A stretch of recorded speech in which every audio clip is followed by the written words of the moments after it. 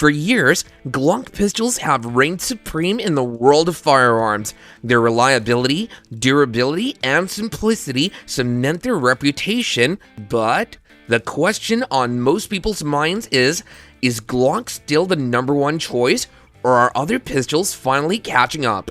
Well, today we're seeing a wave of handguns that not only match Glock's legendary reliability, but often surpass it in key areas like ergonomics, modularity, and trigger performance. Brands like Sig Sauer, CZ, Heckler Koch, and Walther have stepped up their game, offering pistols that appeal to shooters who demand more than just good enough. Meanwhile, budget-friendly options like the Palmetto State Armory Dagger and the Smith & Wesson M&P series provide compelling alternatives without breaking the bank.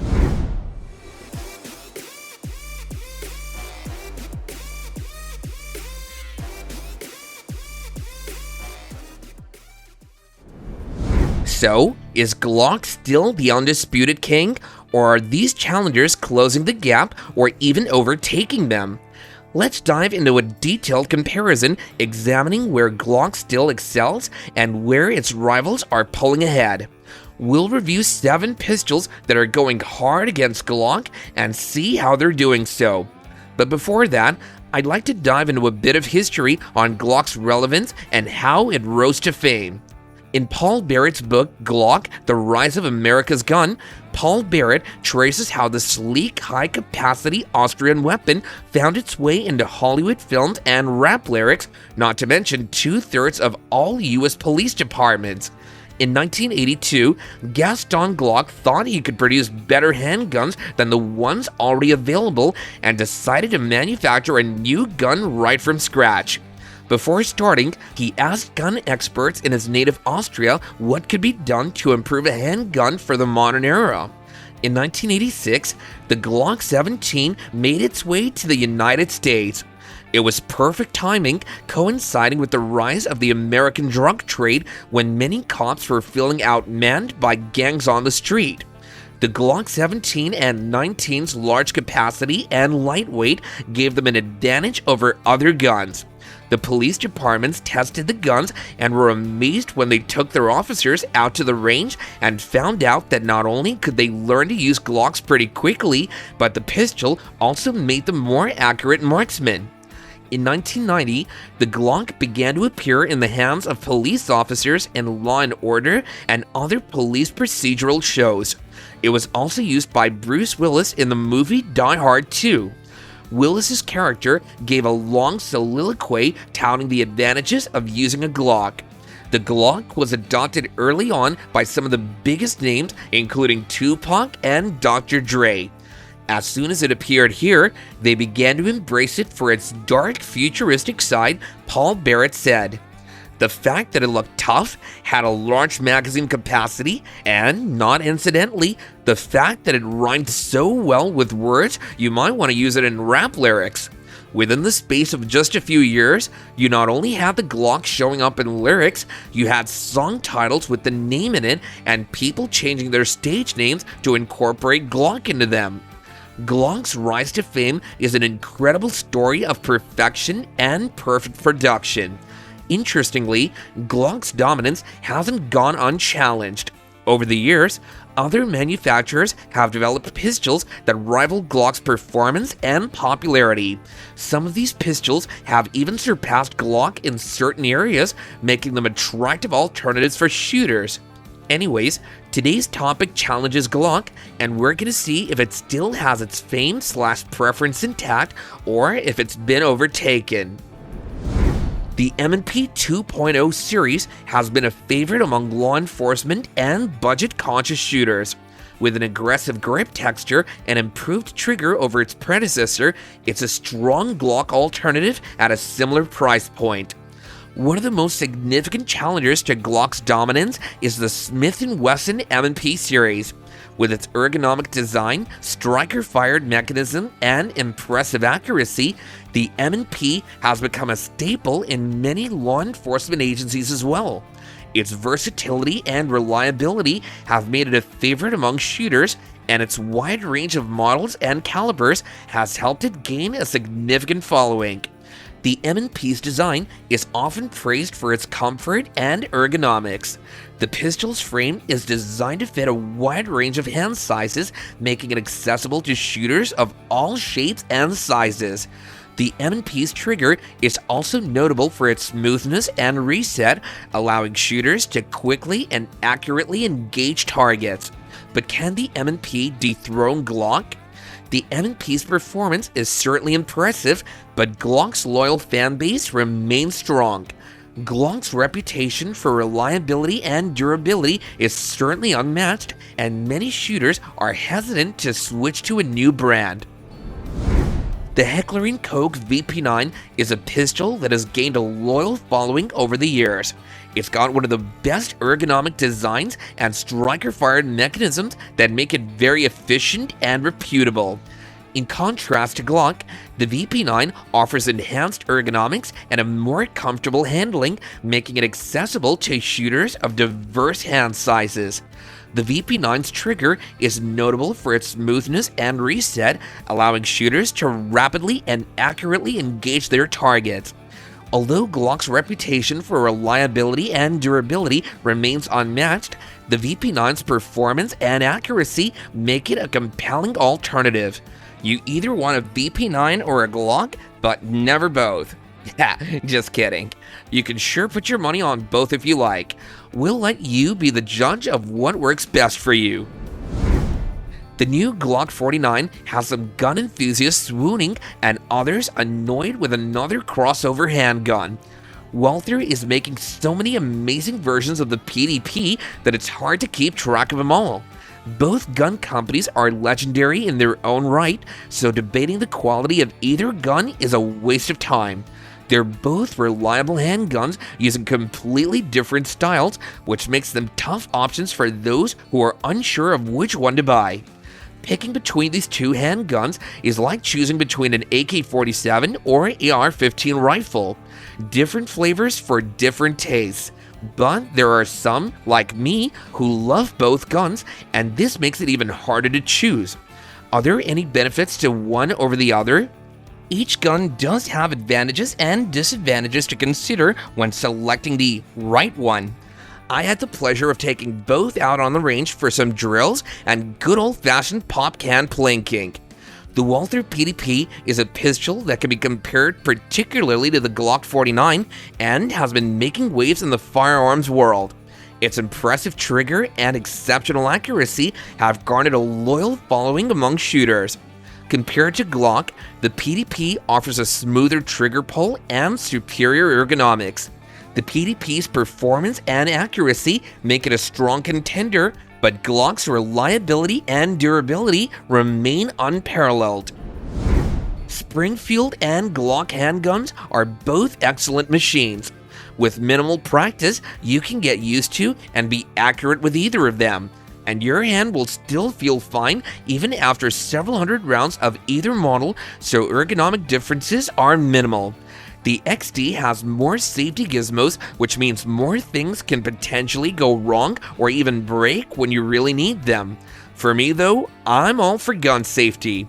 For others, the safety features on the machine may make them more comfortable. While Glock does have significantly more adoption among police forces and likely military units worldwide, its decades of field use, with what I assume to be tens of millions of units deployed and surely billions of rounds fired, speaks volumes. The brand's continued reputation for reliability serves as compelling anecdotal evidence that any design bugs have long been resolved, supporting the firearm's most important feature.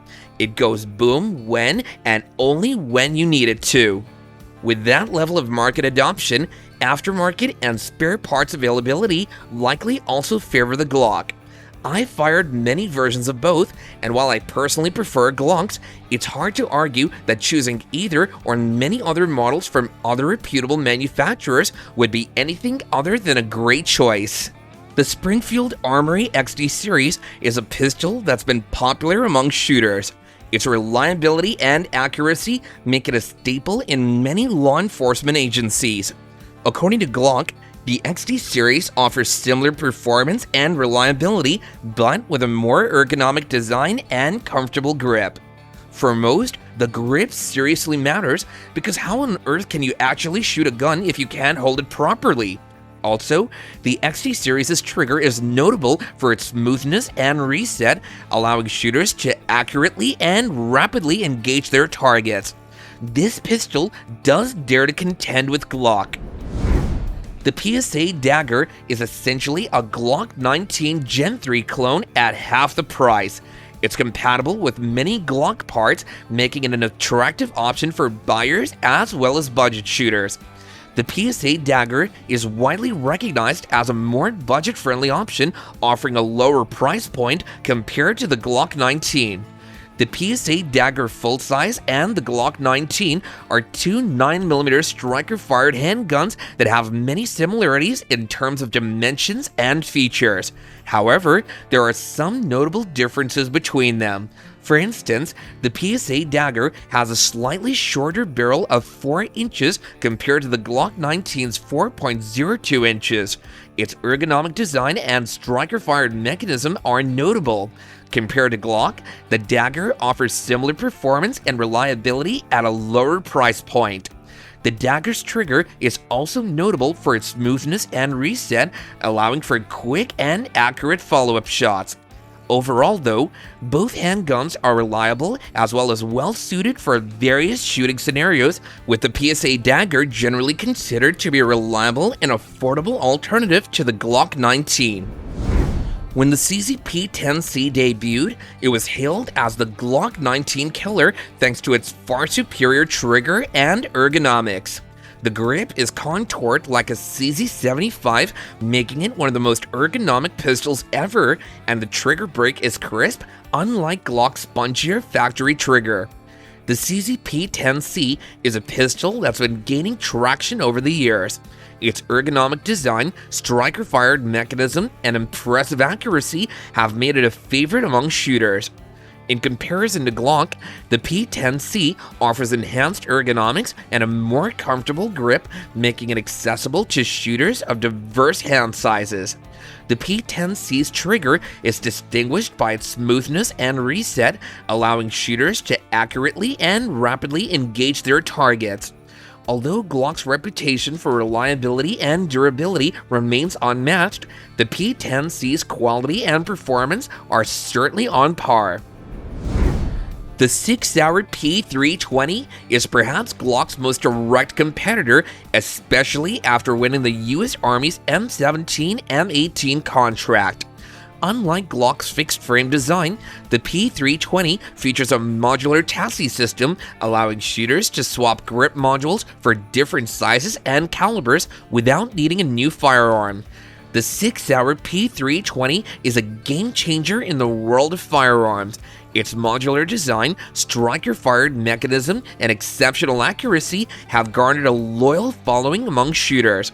Unlike Glock, the P320 offers unparalleled customization options and flexibility, allowing shooters to effortlessly swap out frames and slides to change calibers or configurations. The P320's trigger is notable for its exceptional smoothness and reset, making it a popular choice among competitive shooters. While Glock's simplicity and ease of use are still significant advantages, the P320's modularity and adaptability make it a compelling alternative. So guys, what do you think? Is Glock still number one? For real though, Glock still remains the most reliable, widely supported, and proven striker-fired pistol on the market today. Its aftermarket dominance, military, law enforcement adoption, and simplicity keep it at the top. However, competitors like the Sig P320, CZ P10C, and Walther PDP have surpassed Glock in ergonomics, triggers, and modularity. If you prioritize customization and military pedigree, the P320 is a winner. If you want the best trigger, the CZ P10C or Walther PDP takes that crown. And if budget is the key, the M&P 2.0 or PSA Dagger offer great alternatives. I'd say Glock is still the king of reliability and aftermarket support, but its throne is no longer unchallenged. For shooters willing to explore beyond the Glock ecosystem, there are now better options in almost every category except for brand recognition and holster availability. The question isn't whether Glock is still number one, it's whether being number one in legacy and support outweighs number two or number three in shootability and innovation. And that's a decision every shooter must make for themselves. Alrighty there guys, enjoyed this journey back in time? Make sure you're subscribed and click a thumbnail to dive right back into more fascinating firearms content from us. We'd also love to hear from you. If you have any experience with these handguns or have a personal favorite, do share your thoughts and insights in the comments section down below. Also, don't forget to share this video with a friend and family member. Thanks a lot for watching.